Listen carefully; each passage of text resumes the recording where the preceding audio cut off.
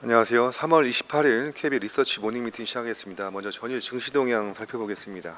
임정은 의원입니다. 네, 안녕하세요. 셔먼팀 임정은입니다. 전일 국내 증시 먼저 정리하겠습니다. 어제 국내 증시는 모멘텀이 부재한 가운데 차익 실현 매물이 출회되었으나 양시장 각각 2,750선과 910선을 지지했습니다. 코스피는 외국인이 현선물 순매수로 전환하면서 낙폭이 축소된 가운데 반도체주는 상반된 주가 흐름을 나타냈습니다. 삼성전자는 매물 소화가 진행된 반면 SK하이닉스는 18만 원을 돌파하면서 신고가를 재경신했습니다. 이와 함께 인니와 아랍에미리트, 사우디와의 방산 수출 논의 소식에 현대 로템 등 방산주가 강세를 보인 점도 특징적이었습니다.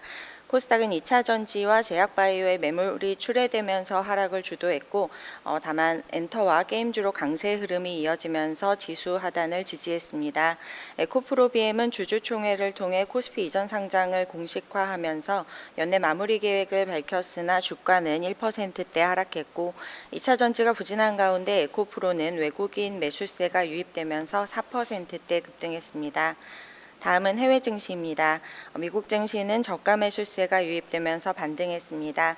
엔비디아 하락에도 필라델피아 반도체 지수는 1% 가까이 상승했습니다. 2월 근원 PCE 예상치는 전월 대비 0.3% 증가해 1월 대비 소폭 둔화가 예상됩니다. 다만 전년 대비로는 전월 수준을 유지할 것으로 전망하고 있습니다. 머크는 미국 식품의약국의 폐질환 치료제 승인 소식에 5% 가까이 상승했고 루시드는 10억 달러 자금 조달 소식에 7% 넘게 급등했습니다. 또한 트럼프 전 대통령이 설립한 SNS 트루스 소셜의 모회사인 TMGT는 미 증시 상장 후 이틀 연속 각각 16%대 그리고 14%대 급등했습니다. 중국 증시는 1, 2월 공업지표 호조에도 금융기관 실적을 대기하면서 관망세를 나타냈고 미중 갈등 우려 등이 작용하면서 하락 마감했습니다. 유럽 증시는 일제히 상승했고 스웨덴 중앙은행은 금리를 동결했으나 5월 인하 가능성을 시사했습니다. 관전 포인트입니다. 오늘 밤 미국 4분기 GDP 확정치 결과에 주목하면서 경기 낙관론이 확산됐습니다. 지난달 발표된 잠정치는 연율 3.2% 증가해 높은 성장세를 기록했습니다. 미증시 마감 후 월러 연준 이사는 연설을 통해 금리 인하를 서두를 필요가 없다는 기존의 매파적인 입장을 유지했습니다. 미증시와 더불어 국내도 양호한 출발이 기대되나 기업 배당락 이슈와 연고점을 경신한 달러원 환율도 부담으로 매물출의 가능성에 유의해야겠습니다. 이상입니다. 네, 뉴욕 증시는 저가 매수세가 유입되면서 반등을 했는데요. 엔비디아 하락에도 불구하고 필라델피아 반도체 지수가 1% 가까이 상승하는 모습을 보여줬습니다. 자, 성장을 위한 삼성의 투자가 본격화될 것으로 예상이 됩니다. 이와 관련된 내용 살펴보겠습니다. 하인환 의원입니다. 네, 안녕하십니까. 시황 담당 하인환입니다. 오늘은 삼성의 투자라는 주제로 말씀드리도록 하겠습니다. 네, 그림을 보면서 좀 말씀드리도록 하겠고요. 이제 책을 통해서 이제 좀 서론을 좀 인용을 해봤는데, 이 위대한 격차의 시작이라는 책에서는 기하급수적인 성장 모델과 선형적인 성장 모델을 비교해서 얘기를 합니다. 기하급수적인 성장 모델의 가장 대표적인 사례가 최근으로 보면 이제 엔비디아 같은 사례가 되겠죠. 매출액으로 보시면은 방금 보셨던 선처럼 이렇게 급격하게 올라가는 그런 모습을 확인하실 수가 있겠습니다. 이렇게 격차가 확대되는 원인에는 두 가지 정도의 원인을 꼽을 수가 있을 텐데, 첫 번째는 변화의 속도에 대한 예측 실패, 그리고 그에 따른 대응 실패와 또 다른 문제점은 거대 조직의 문제라는 거죠. 조직이 워낙 크다 보니까 의사결정의 속도가 더뎌질 수 있다는 것입니다. 이런 아이디어를 시작으로 해서 저는 올해부터 삼성의 투자가 본격화할 것이다라고 예상을 하고 있고요. 사실 저희 KB증권에서는 2022년부터 이 삼성의 투자가 본격화할 것이고, 그 첫 번째로 제시했던 아이디어가 로봇, 그리고 두 번째로 제시했던 아이디어가 반도체 후공정 패키징 쪽이었습니다. 실제로 투자가 진행되고 있기도 하고, 그리고 둘 다 특히 작년 그리고 올해까지 주도주 역할을 하고 있는 부분들이고요. 그래서 이런 삼성의 투자를 주목한다면은 우리가 또 하나의 새로운 아이디어를 얻어볼 수 있지 않을까, 좀 그렇게 말씀드리겠습니다. 삼성의 투자를 주목하는 이유는 세 가지 정도인데요. 첫 번째는 조직 개편을 하고 있습니다. 작년 8월, 11월 그리고 12월에 이렇게 정리해둔 3개의 부서들이 신설이 됐었고 이 조직 개편이 모두 가리키는 방향은 투자라는 것입니다. 그리고 두 번째는 현금 확보입니다.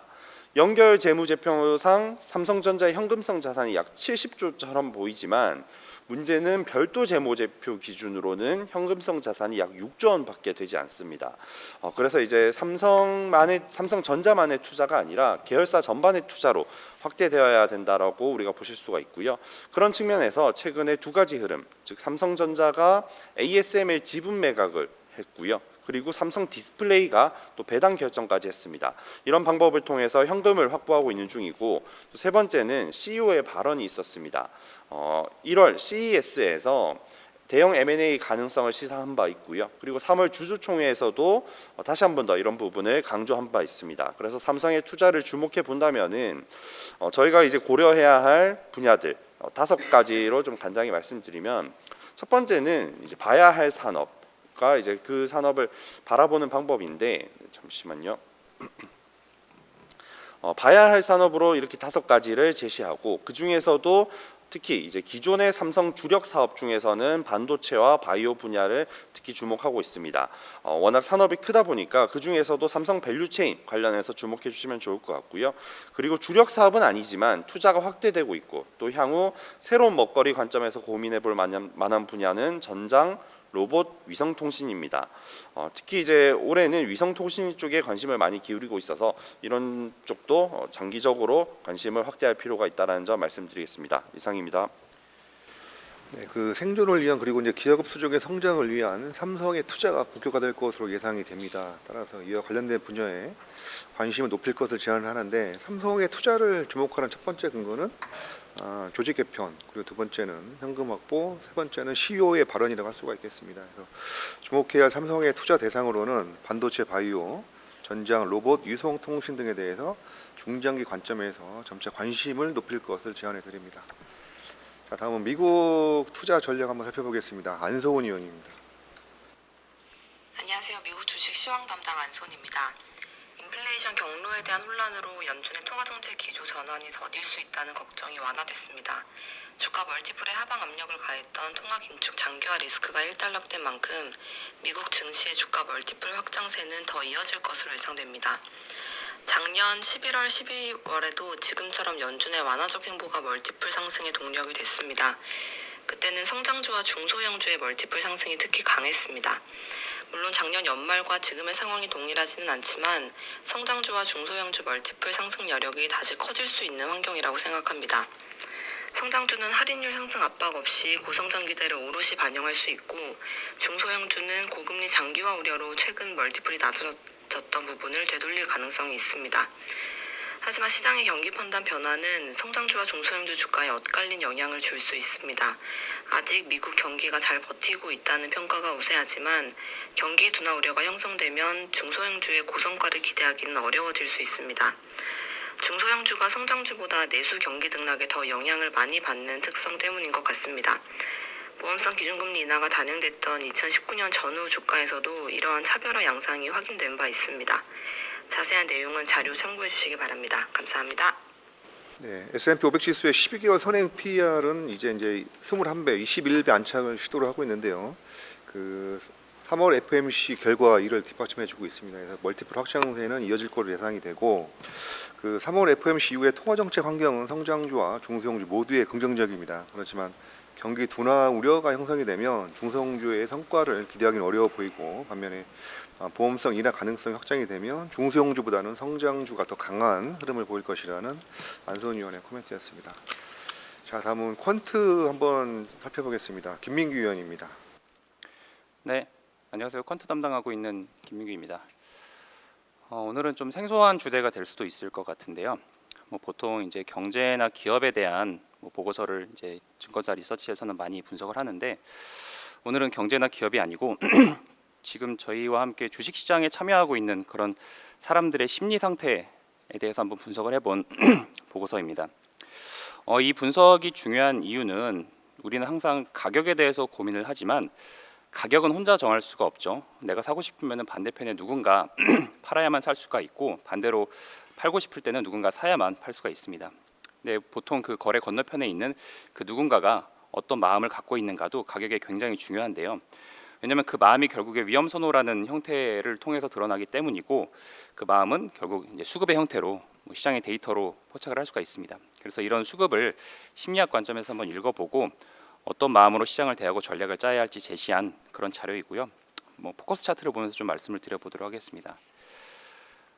일단 한국 시장에는 3대 투자 주체가 있죠. 개인, 기관, 외국인인데요.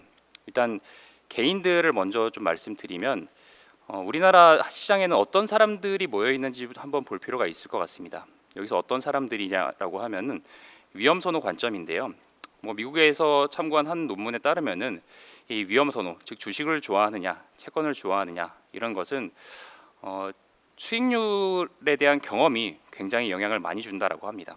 그래서 제가 이 차트에 그려본 것이 지금 한국의 30대부터 60대까지 젊은 시절에 겪었던 주식시장의 수익률을, 변동성과 수익률을 한번 표현을 해보았고요.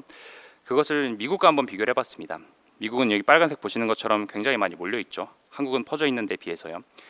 이 차이가 의미하는 것은 이 한국 시장은 주식에 대해서 굉장히 다양한 생각을 가진 사람들이 모여 있는 시장이고, 미국 시장은 그렇지 않다라는 차이점을 보여줍니다. 이 차이가 중요한 이유가 주도주의 지속성과 굉장히 연관이 많이 되기 때문인데요.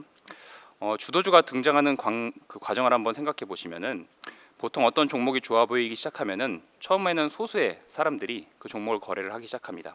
근데 좋다라고 생각하는 사람들이 많아지면 많아질수록 거래가 증가하고 상승이 지속이 되죠. 근데 나와 비슷한 생각을 가진 사람이 많은 미국 시장 같은 경우에는 그런 주도주가 등장을 하게 되면은 생각이 비슷하니까 동의를 하는 사람들이 많아집니다. 그래서 주도주가 굉장히 길고 오랜 기간 지속이 되는 경우가 많지만, 한국처럼 다른 생각을 가진 사람들이 많은 시장은 그 주도주가 오래 가기 힘든 그런 구조를 갖고 있는 것이죠. 그래서 보통 한국 시장에서는 급등주 현상이 조금 이상 현상처럼 취급이 되지만 이런 점을 보면은 결국에 남들과 다른 생각을 가진 사람들이 많은 시장에서 나타나는 자연스러운 현상이지 않을까 생각을 하고요. 그리고 또 한국 시장의 특징 중에 하나가 세론 현상입니다. 이 세론 현상이라고 하면은 기관 투자자들이 실적이 잘 나왔음에도 불구하고 실적을 발표한 날 그런 종목들을 매도하는 것을 의미를 하는데요. 사실 이런 매도 현상도 장기적인 추세가 생기기 힘든 한국 시장에서는 어떻게 보면 좀 자연스러운 선택일 것 같습니다. 거기에 부채주의를 하고 있는 또 하나의 이유가 보시는 것처럼 액티브 주식형 펀드들의 자금 유출입과 수익률의 관계를 봤을 때 적당한 수준까지는 오히려 잘할수록 자금이 유출이 되는 그런 이제 이상한 관계를 갖고 있기 때문에 이런 환경에서는 어찌 보면은 단기적인 수익률에 집착을 하는 그런 과정이 좀 자연스럽지 않았나. 그래서 이제 세론이 반복이 되는 게 우리나라의 특징인 것 같고요. 물론 이것을 좀 잘 이용을 해서 1분기 실적 시즌을 앞둔 현재 세론의 발생이 좀 자주 되지 않는 그런 종목들을 한번 자료에 정리를 해보았고요. 마지막으로 외국인입니다. 외국인은 보통 우리들이 이제 외국인에 대한 판단을 할 때 한국 주식을 사는가 파는가 이걸 갖고 많이 보는데, 어떤 형태로 사는가도 굉장히 중요합니다. 여기서 어떤 형태는 두 가지로 구분을 해볼 수가 있는데요. 액티브화와 패시브화 두 가지가 있습니다. 액티브화라고 하면은 시장 비중과 포트폴리오의 비중을 떨어뜨리는, 즉 뭔가 위험을 더 늘리지만 초과 수익을 더 추구하겠다라는 그런 의미를 갖고 들어오는 것이고요. 반대로 패시브화는 초과 수익은 떨어져도 변동성을 줄여서 안정성을 추구하겠다, 이런 의미를 갖고 들어오는 것입니다. 근데 우리나라 주식시장에 외국인이 어떤 형태로 들어오는 게 좋은지를 보면은 이런 액티브화 형태로, 즉 위험을 지더라도 뭔가 초과 수익 성과를 내겠다 이런 의지를 갖고 들어올 때 가장 코스피 수익률이 좋았고요. 그래서 현재 외국인들은 그런 흐름으로 코스피를 좀 매수를 하고 있는 것 같습니다. 그래서 이런 흐름이 지속이 되는 걸 가정하면은 한국 시장에는 일단은 좀 긍정적인 포인트인 것 같고요. 그래서 저 자료에는 어떤 종목들이 그러면 외국인 입장에서 지금 최근에 매수 중인가 또 한번 정리를 해드렸으니까 자료를 참고해 주시면 좋을 것 같습니다. 감사합니다. 자, 오늘 퀀트 전략은 이제 수급 관점에서 전략을 제시해 드렸는데 개인, 기관, 외국인들의 그 특성을 설명해 드렸고, 어떻게 보면 이제 그 마음은 이제 수급을 말한다는 거에 대한 심리 관점에서 자료를 작성을 했습니다. 그래서 자세한 내용은 레포트를 참조 부탁드립니다. 자, 다음은 이제 증권업종 1분기 프리뷰 한번 들어보도록 하겠습니다. 강승건 의원입니다. 예, 안녕하세요. 증권업종에 대한 투자 의견을 포지티브로 상향을 합니다. 저희가 이제 2024년 연간 전망 자료에서 올해 상반기의 모멘텀 저점을 이제 생각을 하고 있었습니다. 부동산 PF 및 해외 부동산 펀드 관련된 손상 이런 불확실성이 2분기 이후에는 좀 완화될 걸로 생각을 하고 있고, 특히 하반기에는 금리 하락이 본격화되면서 트레이딩 부분에서 상품 손익 개선, 그리고 이제 PF 구조 조정은 결국 부동산 금융 관련된 IB 수익의 회복을 이제 의미하기 때문에 이에 대한 이제 기대감들이 반영될 시기다라고 생각을 하고 있기 때문입니다. 특히 이제 최근에 정부의 밸류 프로그램에 대한 기대감으로 주식시장이 강세의 기조를 시현하고 있다는 점, 이 역시 증권업종의 긍정적인 방향성이기 때문입니다. 다만 이번에 투자 의견 상향이 직접적으로 바로 주가의 추가적인 아주 강세를 의미하는 것은 아닙니다. 그 이유는 최근 증권업종의 높은 주가 상승률은 밸류에이션 매력 축소라는 부분들이 있고, 아직 올해 중순에 나타날 PF 관련되어 있는 충당금 부분들이 반영될 시기에 주가 변동성이 확대될 여지가 존재하고 있기 때문입니다. 저희가 증권업종 최선호 종목으로는 한국금융지주를 유지하고 이제 삼성증권을 추가합니다. 최근 이제 금융업종의 이제 밸류업과 관련돼서 많은 이제 그 질문들이 있습니다. 실제로 증권회사들도 키움증권과 미래와 NH투자증권이 중기 자본 정책들을 발표를 했고, 이 내용들은 기존의 내용 대비 개선된 내용입니다. 따라서 이제 긍정적으로 평가를 합니다.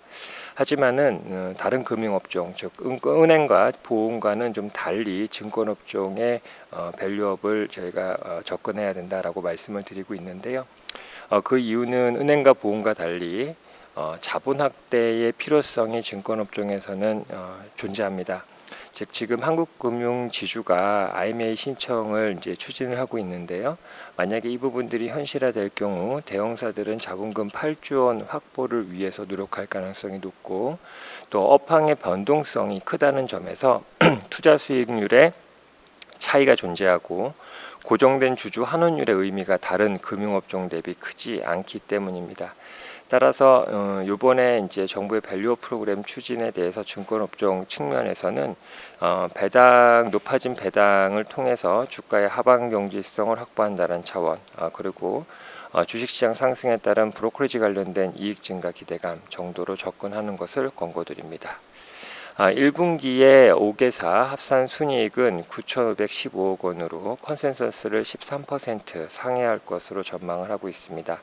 전년 동기 대비로는 24.9% 감소한 수준입니다. 저희가 이익이 감소할 것으로 예상하는 이유는 지난해 1분기에는 국고채 금리뿐만 아니라 금융채 금리가 크게 하락하면서 대규모 채권 평가 이익을 시현을 해왔고, 이에 따른 기저효과 때문입니다. 1분기 합산 ROE는 9.9% 수준으로 절대 이익 수준으로는 양호한 실적으로 평가가 됩니다. 브로커리지 관련된 이익은 3.7% 증가할 걸로 생각을 하고 있는데요. 거래대금 증가 대비로는 낮은 수준입니다. 그 이유는 지난해 하반기부터 해외 주식 관련돼 있는 경쟁 심화로 수수료이나 프로모션들이 각 증권사별로 진행이 되고 있고, 파생 거래가 감소하면서 주식 거래대금 대비 수수료 증가율이 낮은 상태다라고 보시면 될 것 같고요. IB 및 기타 수수료는 14.1% 증가할 것으로 전망을 하고 있는데, 이는 부동산 금융의 정상화를 의미하는 것은 아닙니다.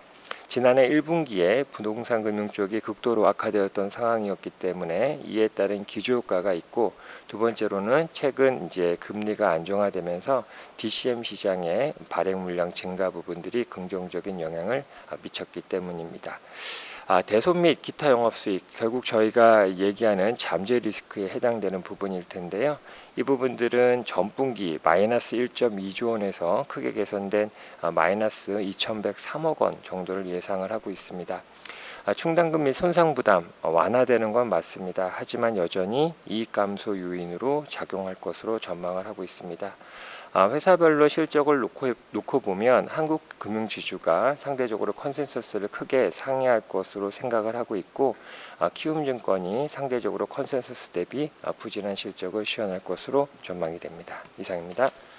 네, 증권업종 투자 의견을 포지티브로 상향을 하겠습니다. 잠재 리스크는 여전히 존재를 하지만 금리 하락이 본격화되면서 트레이딩 및 상품 손익 개선, 그리고 부동산 금융 관련 IB 수익의 회복을 예상하고 있습니다.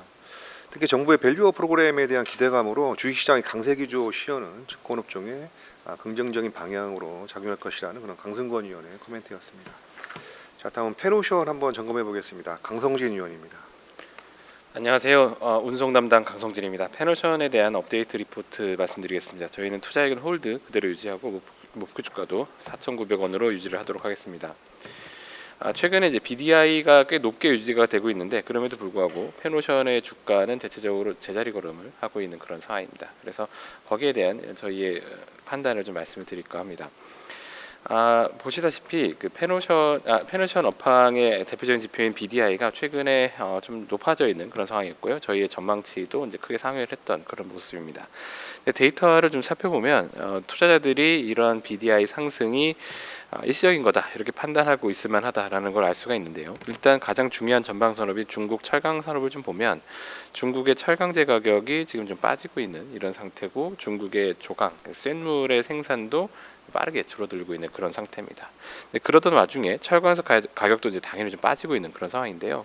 이 가격의 스프레드, 그러니까 중국에서 볼 때 수입산 철강석을 내수로 유통시켰을 때 얻을 수 있는 그 마진 이 부분이 최근에 좀 증가를 했습니다. 그러면서 대형 선박에 대한 수요가 몰리다 보니까 대형 선박 운임이 이 철강석 가격 스프레드를 따라서 올라가는 현상이 발생하고 있고 이게 최근에 BDI 상승의 직접적 배경이다라고 저희는 판단하고 있는 겁니다. 그래서 전방 산업에서 견인하지 않고 있는 철강석 수입의 증가다 보니까 중국 항만에서의 철강석 재고는 빠르게 증가를 하고 있고요. 중국의 주요 화물 철강석과 석탄 수입이 1년 전 대비 늘어나고 있는 건 맞는데 그 늘어나는 강도는 지금 점점 약해지고 있는 그런 상태입니다.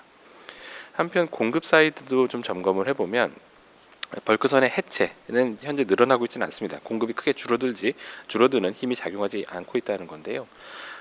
환경 규제 관련해 가지고 올해부터 선박들의 해체가 이제 늘어날 거다라는 판단은 이제 저희는 하고 있기는 합니다.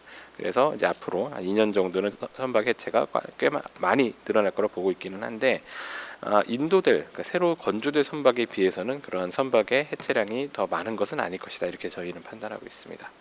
1분기 실적 관련해서 이제 업데이트를 드리면 앞서 말씀드린 것처럼 벌크선 시황이 예상보다 훨씬 좋았고요. 그리고 컨테이너선이나 이런 기타 지표들도 좋은 모습을 보여줬습니다. 그래서 그런 부분들이 반영이 돼서 저희가 기존 추정치 대비해서 영업이익 전망치를 36.5% 상향한 1,065억 원으로 제시를 합니다. 다만 연간 영업이익은 큰 변동을 저희는 가져갈 거라고 보지는 않고 있기 때문에 저희는 투자액의 목표 주가에 대한 변동 요인은 없습니다. 이상입니다. 네, 페노션 투자액 홀드와 목표 주가 4,900원을 유지하도록 하겠습니다. 최근에 높은 BDI에도 불구하고 페노션의 주가가 상승하지 않는 것은 BDI 상승이 단기적 현상이라는 그런 인식이 강하기 때문인 것으로 이렇게 판단해 볼 수 있겠습니다. 2024년 영업이익은 단기 시장 호조의 영향으로 시장 컨센서스를 상회할 것으로 전망이 됩니다. 자세한 내용은 레포트를 참조 부탁드립니다. 자, 다음 세트레가이 살펴보겠습니다. 한유권 위원입니다.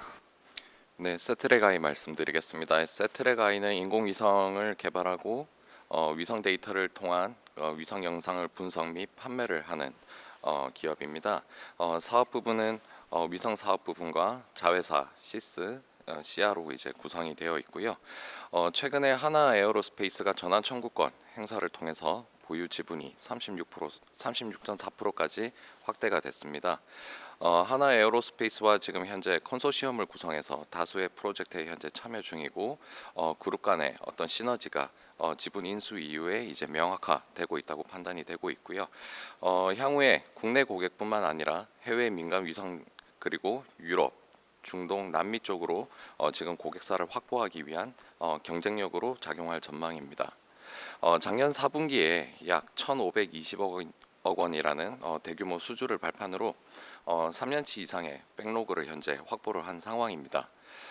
초기 프로젝트 매출 인식 부분들이 이제 끝나고 지금 올해부터는 기 수주 프로젝트의 매출 인식률이 빠르게 확대될 것으로 예상이 되고 있습니다.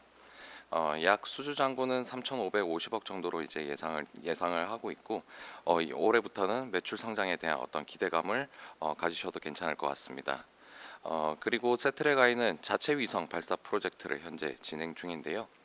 그 모델명은 스페이스 IT 모델이 될 것으로 예상을 하고 있고 해상도는 0.3m급으로 전 세계적으로 한두 개 기업만이 지금 만들 수 있는 어떤 해상도 부분의 기술력이 이제 탑재가 될 것으로 예상을 하고 있습니다.